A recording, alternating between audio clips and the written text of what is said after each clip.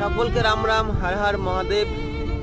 তো বন্ধুরা, কদিন ধরে প্রচুর অসুবিধা হচ্ছে পদযাত্রা করতে। তোমাদের দেখিয়েছিলাম আমার ঠোসকা পড়েছিল পায়ে। তো দেখো আজকেও খুব অসুবিধা হচ্ছে। দেখো ঠোসাগুলো কমে গেছে, কিন্তু প্রচুর ব্যথা চারো সাইডে পায়ে, একটা দুটো তিনটে চারটে পাঁচটা ওই সাইডও। তো এই দেখো এখন এইখানে রেস্ট করছি, সামনে ওই উপরে হাই রোড, আর নিচে বসেই রেস্ট করছি। আর কৈলাস আমার জন্য দাঁড়িয়ে আছে, আর কি করবে বন্ধুরা। তো অসুবিধা হচ্ছে কদিন ধরে। তো এই দেখো আমার ব্যাগও প্রচুর ওয়েট।